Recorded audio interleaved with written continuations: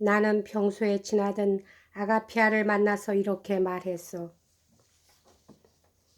아버님이 보관하고 계시던 공금 4,500 루블리가 없어졌다던데 그게 정말입니까? 아니, 그게 무슨 말씀이세요? 전번에 장군님이 오셨을 때 고스란히 다 있었는데. 그때는 있었지만 지금은 없다는 얘기지요. 그러자 아가피아는 깜짝 놀라더군. 제발 놀라게 하지 말아주세요. 대체 그건 누구에게서 들은 말이죠? 하하, 안심하십시오. 아직은 아무도 모르니까 나 하나만 입을 다물고 있으면 별일 없겠지요. 아시다시피 이런 문제에 대해서는 마치 무덤 같은 사람이니까. 그렇지만 만일의 경우 일이 여의치 못하게 되면 아마 군법회의는 면할 수 없을걸요. 즉 아버님이 그 4,500 루블리인가 하는 돈을 갚지 못한다면 할 수 없이 늙은 나이에 징역을 살아야 한다는 말입니다. 그러니까 그땐 댁의 여학생을 몰래 나한테 보내주세요. 마침 집에서 붙여온 돈이 있으니 한 4,000 루블리쯤은 줄 수 있거든요. 물론 비밀은 절대 보장해드리기로 하고. 아, 당신은 정말 비열한 사내로군요. 정말 이렇게 말하더라니까. 비열하고 추잡한 악당이에요. 도대체 사람을 뭘로 아는 거죠? 그러더니 화가 꼭대기까지 올라서 돌아가더구나. 나는 짓궂게 그 뒤를 따라가면서 비밀은 절대 보장한다고 다시 한번 소리쳐 주었지. 그런데 나중에 들어보니 아가피아와 그 이모라는 여자는 이런 문제에 관해서 너무 순진했던 모양이야. 그 두 여인은 그만하기 짝이 없는 가짜를 진심으로 사랑해서 마치 하녀들처럼 자기 자신을 낮추면서까지 아끼고 섬겨주었는데 어쩌다가 아가피아가 그만 동생한테 내가 한 말을 옮기고 말았거든. 나는 나중에 이런 내막을 모두 알게 되었지만 아가피아는 아무래도 내 얘기를 숨기고만 있을 형편이 아니었던가 봐. 내가 바로 그 점을 노리고 있었다는 것은 말할 필요도 없지. 그러자 갑자기 신임 대대장인 소령이 부임해 와서 사무인계가 시작되었어. 늙은 중령은 병이라고 핑계를 대고 자기 집에 꼼짝 않고 틀어박힌 채 도무지 공금을 인계할 생각을 안 했거든. 군의관인 크랍첸코가 틀림없는 병이라고 증언했으니까. 그렇지만 내가 몰래 알아본 바에 의하면 그 돈은 사령관의 금열이 끝나기만 하면 을에 얼마 동안씩 자체를 감추곤 했다는 거야. 사실은 중령이 어떤 신용 있는 상인에게 이 돈을 빌려주고 이자를 따먹었던 건데 그건 우리 고장에 사는 뜨리포프나라는 호라비 영감이었어. 이 상인은 금태 안경을 쓰고 그럴듯한 수염을 가진 사람으로 중령이 빌려준 돈으로 장날을 따라다니며 한 차례 장사를 하고 돌아오면 꼭꼭 돈을 돌려주었는데 거기에는 물론 이자와 선물이 따르게 마련이었지. 그런데 이런 일이 생기자 이 상인은 어찌된 셈인지 장사가 끝났는데도 돈을 돌려주지 않더라는 거야. 나는 이 사실을 뜨리포노포의 상속인으로 되어 있는 망나니 아들 녀석에게서 우연히 들었어. 그래서 중령이 헐레벌떡 달려가니까 그 대답이 저는 댁한테서 아무것도 받은 것이 없는데요. 도무지 그럴 이유가 없지 않겠습니까? 하더라는군. 이건 마치 닭 잡아먹고 오리발 내미는 격이지.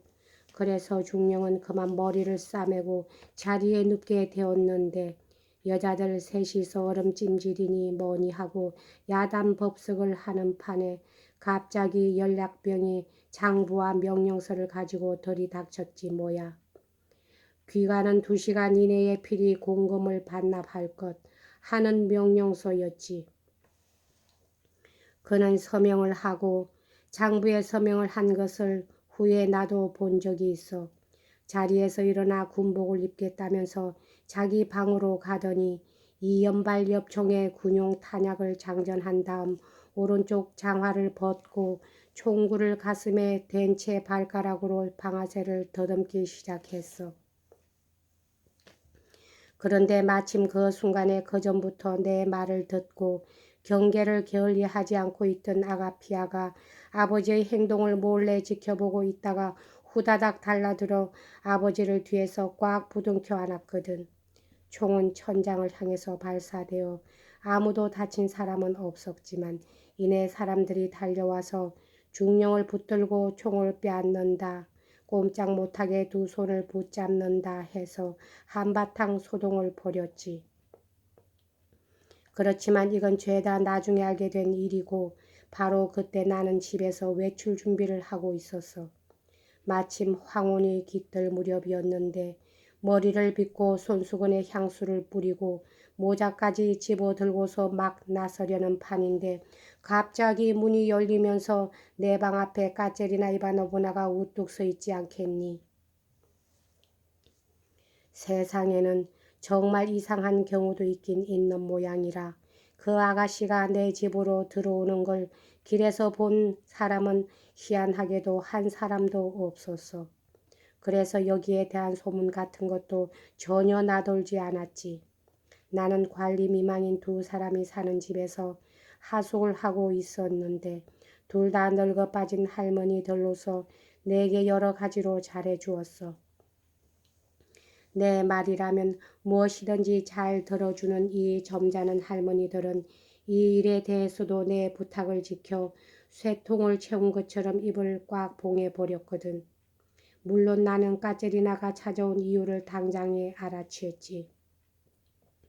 그녀는 방 안에 들어서서 내 얼굴을 똑바로 쳐다보았는데 그 새까만 눈동자에는 대담할 리만큼 굳은 결심의 빛이 서려 있더구나.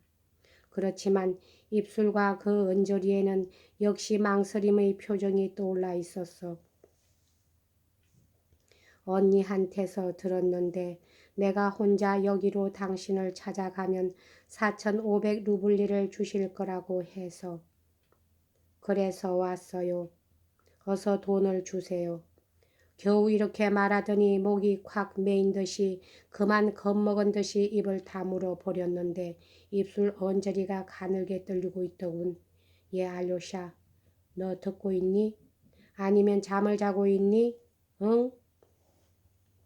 믿자. 난 형님이 지금 진실을 얘기하고 있다는 걸 알고 있어요.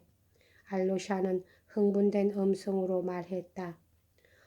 진실이고 말고 모든 진실을 털어놓자면 있는 그대로의 일을 얘기해야 할 테니까 나 자신을 두둔하는 말은 하지 않겠어. 그런데 그 순간에 맨 처음 내 머릿속에 떠오른 것은 역시 까라마조프적인 생각이었지. 예, 난 전에 지네한테 물려서 보름 동안이나 고열이 나서 심히 알았던 적이 있는데 이번에도 바로 그 지네란 놈이 갑자기 내 심장을 꽉 물어뜯는 것 같은 느낌이 들지 않겠니? 알료샤, 넌 그 지네라는 징그러운 독충을 알고 있니? 나는 아가씨를 아래 위로 천천히 훑어보았지. 너도 그 여자를 본 적이 있겠지만 그야말로 미인이더구나. 그렇지만 그때 그 여자의 아름다움은 조금 성질이 다른 아름다움이랄 수 있지. 그것은 그 아가씨가 더할 바 없이 고결한 존재임에 비해 나 자신은 비열하기 짝이 없는 사내라는 바로 그 점에 기인하는 것이었어. 다시 말해서 그 아가씨는 아버지를 위해 자기 자신을 희생하는 위대하고도 너그러운 정신을 지니고 있는 반면 나로 말하자면 그야말로 빈대나 다름없는 인간이었기 때문이야. 그렇지만 그 순간에는 그 여자의 모든 것이 정신이나 육체나 모든 것이 바로 비열하기 짝이 없는 빈대의 소나기에 들어 있었거든. 마치 덫에 걸린 것처럼 말이다. 솔직히 말하자면 그 생각, 그 독충 같은 생각이 내 심장을 너무나도 아프게 쥐어잡아 그 괴롭고 초조한 생각 때문에 당장이라도 심장이 터져 버릴 것만 같았어. 일체의 고민도 할 필요 없이 그저 빈대나 독거미처럼 무자비하게 콱 깨물어 버리면 만사는 끝나는 것이라는 생각에 갑자기 숨통이 콱 막혀 버리는 듯한 기분이더군. 그렇지만 말이다. 나는 이 일을 공정한 방법으로 처리하고 또 일체의 비밀을 지키기 위해 그 이튿날 당장 결혼을 신청하러 갈 수도 있었어. 나는 더러운 정욕을 가진 놈이긴 하지만 그래도 결백한 인간이었기 때문이지. 그러나 바로 그 순간 누군가 불쑥 내 귀에 이렇게 속삭이는 것 같았어. 그렇지만 내가 내일 결혼을 신청하러 간다 하더라도 상대방이 코빼기도 보이지 않고 하인을 시켜 바깥으로 내쫓아 버릴지도 모르지. 얼마든지 소문을 퍼뜨리고 다니려무나 내 까진 놈 하나 누가 겁낼 줄 아느냐 하는 배짱으로 말이야. 나는 힐끔 아가씨의 얼굴을 쳐다보았어. 아마 내 마음의 목소리는 거짓말이 아닐 게다. 당연히 그렇게 나올 거야. 멱살이 잡혀 쫓겨나리라는 것은 저 얼굴빛만 보아도 뻔한 일이지. 이런 생각이 퍼뜩 떠오르더군. 그러자 내 마음속에서는 도끼 서린 복수심이 부글부글 끓어올라 갑자기 가장 비열하고 짐승만도 못한 장사치 같은 장난을 해보고 싶은 생각이 치밀어 올랐어. 아가씨가 우두커니 서 있는 동안에 나는 장사치가 아니면 쓸 수 없는 말투로 슬쩍 비꼬아주고 싶은 충동을 금할 수가 없었지. 아니, 4천 루블이라고쇼? 난 그저 농담으로 한 말인데 그걸 고지 듣고 오셨구만요. 아가씨, 너무 지레 짐작을 하신 모양인데 그저 100루블이나 200루블이라면 혹시 몰라도 4천 루블이나 되는 거금을 이런 실속 없는 일에 내놓을 줄로 생각하셨다면 큰 오산 입죠. 괜히 헛수고만 하셨군 그래. 이렇게 말한다면 물론 나는 모든 것을 잃고 마는 거야.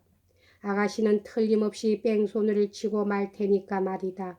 그렇지만 그 대신 나는 속 시원히 복수를 해치울 수 있고 또 그것으로 내가 받아온 모든 모욕을 단번에 청산하는 셈이 되거든. 어쨌든 나는 비록 평생토록 가슴을 치며 후회하는 한이 있더라도 그 당장에는 이 대사를 내뱉고 싶어 못 견딜 지경이었어. 고지 들리지 않겠지만 바로 이러한 상황에 있을 때 나는 상대방이 어떤 여자이든 간에 정오의 눈초리로 바라본 적은 아직 한 번도 없었는데 이때만큼은 그 여자를 3초 아니 한 5초가량 무서운 정오의 눈빛으로 쏘아보고 있었지.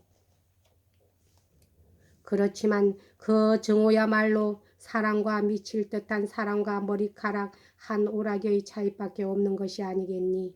나는 창 앞으로 다가가서 얼어붙은 유리창에 이마를 대었는데 그때 유리창의 성에가 마치 불덩이처럼 뜨겁게 느껴지던 것이 지금도 생각나는구나. 하지만 아가씨를 그리 오랫동안 붙잡고 있었던 것은 아니니까 너무 걱정하지 마라. 나는 곧 몸을 돌려 책상으로 가서 오부 이자가 딸린 액면 5천 루블리짜리 자기압 수표를 꺼냈지.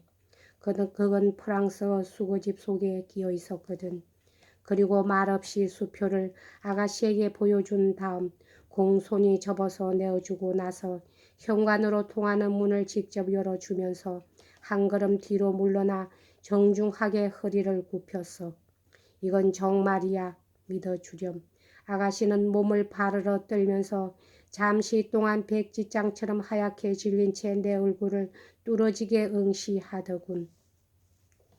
그러더니 아무 말도 없이 발작적인 동작이 아니라 지극히 조용하고 부드러운 동작으로 돌연 내 발 앞에 대고 절을 했어. 여학생식의 절이 아니라 이마가 땅에 닿을 이만큼 공손히 머리를 숙이는 순 러시아식의 절을 말이다. 그리고 나서는 후다닥 일어나서 달아나 버리고 말았어. 여기까지 하겠습니다.